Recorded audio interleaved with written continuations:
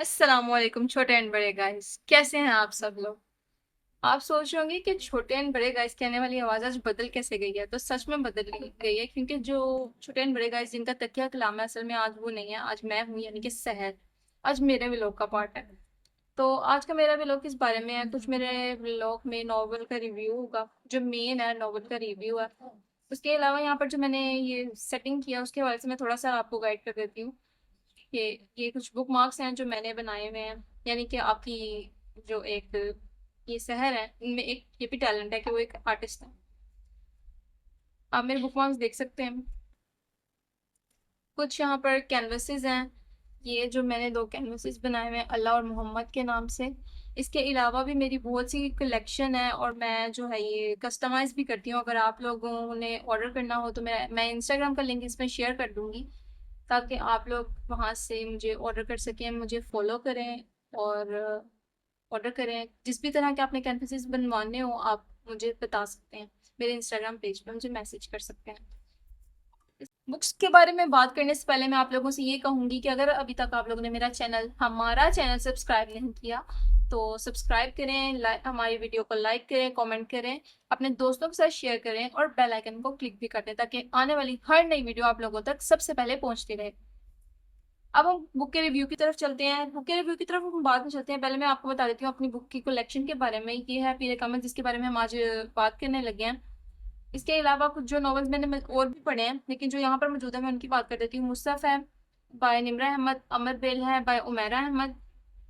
ये English novels हैं। It ends with us by Pauline Hoover and it start with us. मैंने इसमें से इट एंड्स विद अस पढ़ा है, इट स्टार्ट्स विद अस नहीं पढ़ा अभी तक। अब जो है वो पीरे कामिल के बारे में बात करते हैं कि पीरे कामिल असल में क्या है। एक शॉर्ट स्टोरी मैं आप लोगों को बताऊंगी। Peer-e Kamil by Umera Ahmed, this is one of my most most favourite novel. आप लोगों का भी होगा, बहुत से लोगों का होगा, और मेरा तो बहुत ज्यादा फेवरेट है। इसके बारे में अगर हम बात करें तो इसमें दो मेन किरदार हैं, इमामा हाशिम और सालार सिकंदर। जो शॉर्ट स्टोरी एक बता रही हूँ आप लोगों को। जो सालार सिकंदर है वो कि एक इंतहाई बिगड़ा नवाबजादा है, और काफी यानी कि अमीर घराने से ताल्लुक रखता है, इस्लाम से बहुत दूर। और किस तरह से वो इस्लाम की तरफ आता है, उसकी लाइफ के कुछ ऐसे सरकमस्टांसेस, कुछ ऐसी सिचुएशंस होती हैं जिसके जो उसे फेस करनी पड़ती हैं। और उसके बाद वो किस तरह से अल्लाह की राह की तरफ गामजन हो जाता है, उसके बारे में इसमें बात है। और जो इमामा हाशिम है वो एक नॉन मुस्लिम थी, और वो भी उसने किस तरह से वो इस्लाम की तरफ आई, उसने इस्लाम को कबूल किया, उसे किस किस तरह के मसाइल का सामना करना पड़ा कि वो एक बिल्कुल ही एक गैर मुस्लिम घराने से ताल्लुक रखती थी, और उसके साथ क्या कुछ हुआ उसके बारे में इसमें बात की गई है। अगर मैं आपसे एक छोटा सा इसमें बात करूँ, ये मैंने खुद लिखा है, जो मैंने सीखा इससे वो ये था कि इमामा हाशिम एक ऐसी लड़की है जिसने इस्लाम के लिए अल्लाह की खातिर और हमारे प्यारे नबी हजरत मोहम्मद सल्लल्लाहु अलैहि वसल्लम की खातिर अपना सब कुछ छोड़ दिया। यानी कि वो अगर वो एक नॉन मुस्लिम घराने से ताल्लुक रखती थी ना, तो वो एक बहुत ही अमीर घराने से ताल्लुक रखती थी।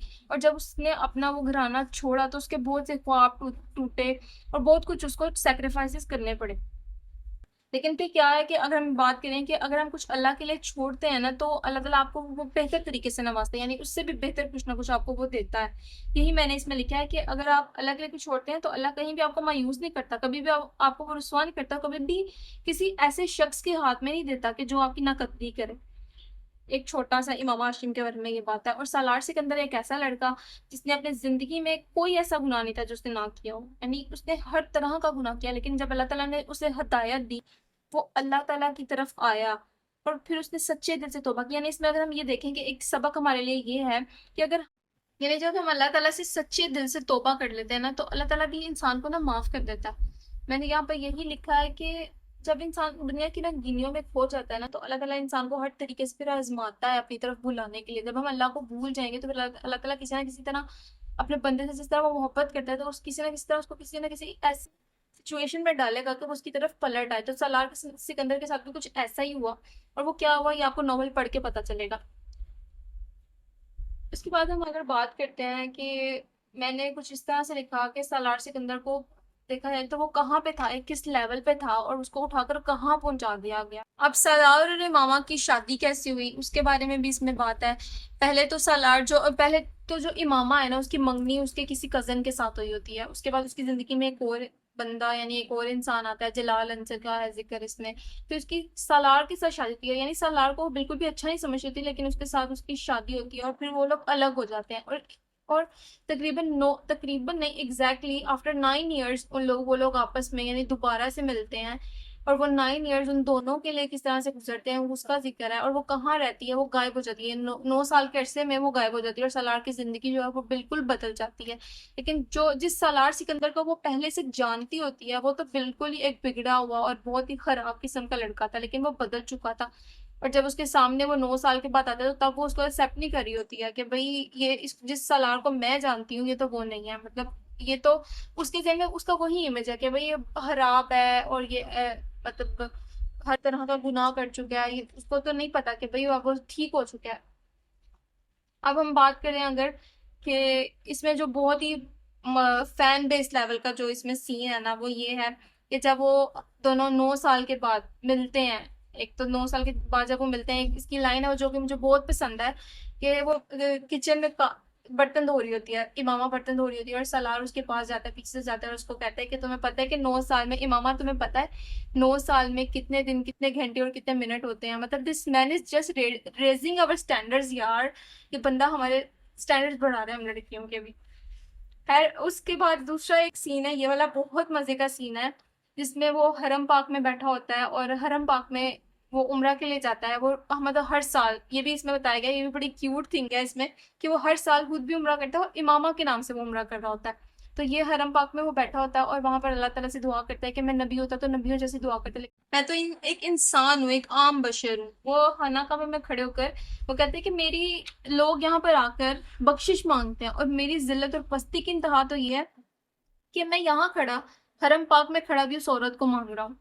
यानी वो रो रो कर दुआ कर रहा होता है कि अगर वो मुझे मिल जाएगी तो मैं सारी जिंदगी तेरे लिए तेरी इबादत करता रहूंगा, और अगर वो मुझे ना मिली तो मैं सारी जिंदगी उसके लिए आंसू बहाता रहूंगा। खैर उसके बाद अब हम इसको वाइंड अप करते हैं इस स्टोरी को। अगर आप लोगों ने इसको डिटेल में अगर आप जानना चाहते हैं तो इस नोवेल को जरूर खुद रीड करें, और मैं तो ये रेकमेंड करूंगी कि बहुत मजे का नोवेल है, आप इसको जरूर पढ़ें। बहुत सी लाइफ चेंजिंग मोमेंट्स हैं, इसको पढ़ने के बाद आपकी जिंदगी में बहुत से बदलाव आएंगे। अब लॉन्ग स्टोरी शॉर्ट ये कि 9 साल के बाद आखिरकार जब वो मिल जाते हैं, 9 साल के बाद वो दोबारा से जिस पहले से वो एक निकाह में होती है वो उसके, और 9 साल के बाद उसी से दोबारा उसका निकाह हो जाता है। ये भी बहुत इंटरेस्टिंग थिंग है कि 2 बार उसका एक ही लड़की से निकाह हो रहा है। मेरा बड़ा फेवरेट सीन है ये वाला, एक छोटी सी 2 लाइन है, ये मैं पढ़ देती हूँ फिर हम उसके बाद अपनी वीडियो को एंड करते हैं। मैं कुछ नहीं छुपा रहा, वो दोनों आपस में बात कर रहे हैं तो उन दोनों की आंखों में आंसू हैं और आंसू वो साफ करता है सलार। तो वो उसको कहती है कि तुम शायद ना मुझसे कुछ छुपा रहे हो। तो वो कहती है तुम और मैं एक दूसरे से क्या छुपाएंगे। तो वो कहता है मैं कुछ नहीं छुपा रहा, मैं आंसू को साफ कर रहा हूँ ताकि तुम्हें अच्छी तरह देख सकूं, तुम फिर किसी धुंध में लिपटी हुई नजर ना हो। इसके लिए तो मैं ऐसे करूंगी, ऐसे ऐसे। अब हम इसको बंद करते हैं। इसके लिए आप मुकम्मल नॉवल पढ़ें, अगर आप लोगों को इसमें कोई इंटरेस्ट है तो आप इसको ज़रूर पढ़ें। Thank you for watching our video. हमारी वीडियो को लाइक करें, कमेंट करें और अपने दोस्तों के साथ शेयर करें, बेल आइकन को क्लिक करें, इस चैनल को ज़रूर सब्सक्राइब करें। और हम लोग आप लोगों की वजह से हम आगे ग्रो कर सकते हैं। ओके, थैंक यू, अल्लाह हाफिज़, बाय बाय, टेक केयर।